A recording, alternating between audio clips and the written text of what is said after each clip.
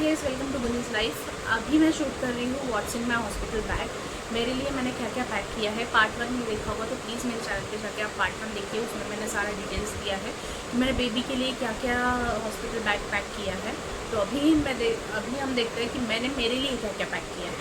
सो सबसे पहली चीज़ disposable panties. ये मैंने एवर एफ की ली है। बहुत सर्च करने के बाद ये मुझे सबसे बेस्ट लगा और इसके रिव्यूज़ भी बहुत अच्छे थे और इसका जो साइज़ वगैरह है वो भी डेली यूज़ के हिसाब से बहुत ही अच्छा है। तो ये ऐसे मैंने 2 पैक मंगाए हैं, तो एक मैं मेरे साथ कैरी कर रही हूँ। ये मैंने ओपन करके भी देखा था कि कैसा है। तो ये फर्स्ट सबसे इम्पोर्टेंट और सबसे यूज़फुल, ये फर्स्ट है। देन मैंने रखा है पेयर ऑफ स्लीपर्स और सॉक्स।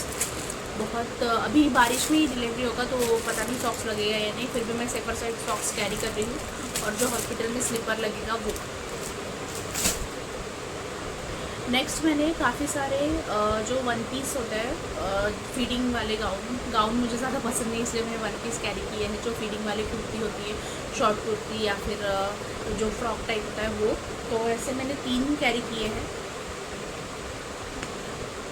एक है ये सारा फीडिंग से ही है। तो यस, एक है ये, इसमें भी ऐसा बटन्स दिए गए हैं। वैसे फर्स्ट डे तो हॉस्पिटल का ही ड्रेस है, फर्स्ट और second day I don't know, तो इसलिए मैंने ज़्यादा कुछ नहीं, 3 ही कैरी किए हैं। 2 ऐसे ही और 2 उधर हॉस्पिटल के लिए और एक होम कमिंग के लिए, और ये और एक वन पीस मैंने कैरी किया है। तो इसमें ऐसे जिप दी गई है, सब वो शॉर्ट कुर्ती है। मुझे गाउन ज़्यादा पसंद है, इसलिए फिर मैं सोच रही थी कि कुर्ती कैरी करती हूँ और अच्छा भी लगता है और कंफर्टेबल भी है। एक मैंने होम कमिंग के लिए भी कैरी किया है। जब बेबी का हम घर लाएंगे तब मैं सोच रही थी मैं ये पहनूँ। यहाँ भी जिप दिया गया है, सो इजीली हम फीड करा सकते हैं, तो ऐसा कुछ है। और एक गाउन मेरी मम्मी लेके आई थी वहाँ से, घर से, तो फिर मैं सोच रही थी बैकअप के लिए कैरी कर लेती हूँ। अगर यूज़फुल रहा तो ये भी ट्राई कर लेंगे। तो ये कुछ है, इसमें बटन्स भी हैं और जिप भी दिया है। तो ये सारे क्लोथ्स मैंने वॉश कर लिए हैं, आयरन करके फिर पैक किए हैं, जितने भी बेबी के हैं और मेरे हैं। और ये सारा कुछ ऑनलाइन मंगाया है, बस कुछ चीज़ें मेरी मम्मी लेके आई है ऑलरेडी। बाकी सब कुछ मैंने जो मेरी शॉपिंग की है और बेबी की शॉपिंग की है वो सारी ऑनलाइन है। अगर आपको लिंक चाहिए होगा तो प्लीज़ लेट मी नो। और नेक्स्ट मैंने एक टाल कैरी किया है। सारी न्यू चीज़ें हैं, एक भी इसमें यूज़ किया हुआ कुछ भी नहीं है, सारा कुछ न्यू है। Next breast pad. जितना सर्च हो सका उतना मैंने सर्च करके चीज़ें मंगाई है और कैरी कर रही हूँ मैं। हॉस्पिटल बैग में भी बहुत सारी चीज़ें, बट अगेन मेरी तरफ से मैंने थोड़ा एक्स्ट्रा ही कैरी किया है एज यूजुअल। तो ये मैंने मीमी के ब्रेस्ट पैड्स मंगाए हैं, इसमें बहुत सारी काफ़ी क्वांटिटी 24 पीसेस है। नेक्स्ट एक टिशू रोल। मैं बैकअप के लिए हमेशा टिशू रोल रखती हूँ, तो एक टिशू रोल मैंने रखा है। अगेन ये मैंने कुछ फीडिंग ब्रास मंगाए थे ऑनलाइन ही। मुझे ना शॉप से अच्छा मुझे लगा कि ऑनलाइन ही चीज़ें बहुत अच्छी और बहुत अच्छी क्वालिटी भी आ रही है और प्राइस इफेक्टिव है, तो फिर इसलिए मैंने ऑनलाइन ही मंगाई। ये कुछ फीडिंग ब्रास मैंने मंगाए हैं, फुल कवरेज है। ये भी मैंने मिंत्रा से ही मंगाया है। 3 का सेट था, तो मैं अभी 2 कैरी कर रही हूँ मेरे साथ। नेक्स्ट मैंने 2 कॉटन के अनयूज टॉल्स कैरी किए हैं, बहुत अच्छे। ये मेरी मम्मी लेके आई थी, ये दोनों भी। तो ऐसे कुछ मैंने 2 कैरी किए हैं। इसे भी वॉश करके मैंने अच्छे से आयरन करके ही कैरी किया है।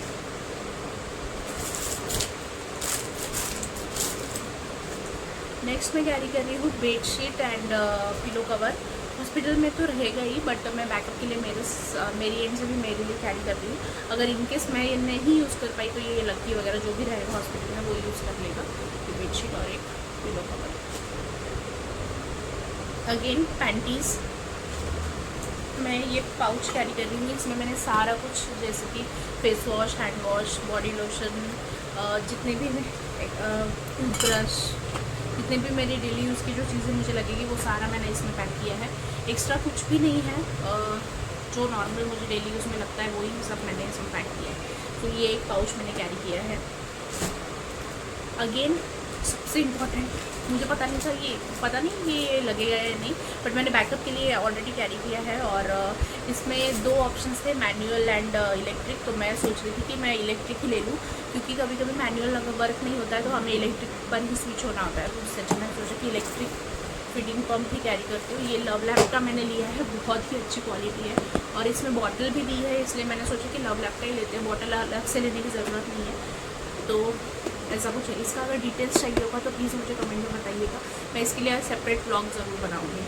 तो ये लव लैब का फीडिंग पंप मैंने लिया है। इसका जो प्राइस है वो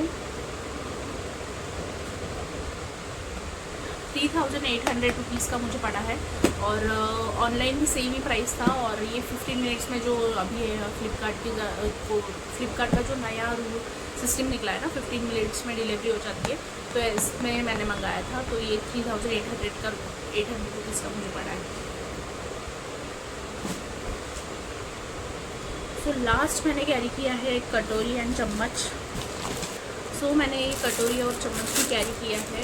ये भी हॉस्पिटल बैग में इंक्लूड ही था, उसमें मेंशन था। तो ये मेरी मम्मी लेके आई थी, ये फैमिली का कटोरी और चम्मच है।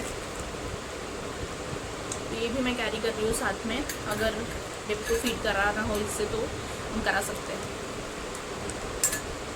मेरा जो था बचपन का चांदी का स्पून और ये कटोरी वो भी था, पर मम्मी ऑलरेडी लेके आई है सेपरेटली, तो ये मैं कैरी कर रही हूँ। इसके साथ ग्लास भी है बट वो नहीं कैरी कर रही हूँ, बस स्पून और कटोरी।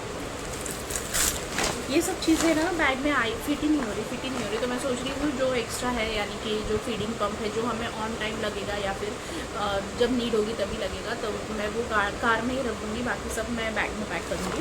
और लास्ट मैंने लिया है मैटरनिटी बेल्ट।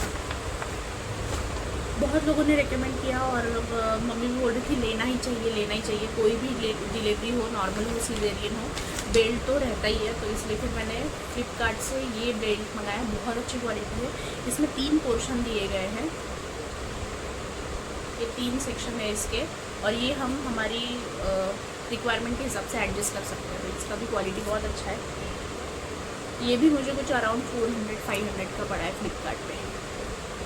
इसमें कलर ऑप्शंस भी थे बट ब्लैक ऑलवेज, सो ऐसा कुछ है जो मैंने मेरे लिए कैरी किया है। अगर आपको इसकी लिंक्स वगैरह चाहिए होगा तो प्लीज़ मुझे कमेंट में बताइएगा। और आज का डेट है 6 जून। 10 जून को हमारा स्कैन है, तो उसमें पता चलेगा एक्चुअली बेबी का पोजीशन क्या है और मतलब नॉर्मल डिलीवरी हो सकता है या नहीं। लास्ट स्कैन है हमारा, तो ऐसा कुछ है। और मिलते हैं नेक्स्ट वीडियो में जल्दी ही। मैं हॉस्पिटल का भी व्लॉग जल्दी ही बनाऊंगी। और तब तक के लिए please do like, share and subscribe गुनीज लाइफ। बाय।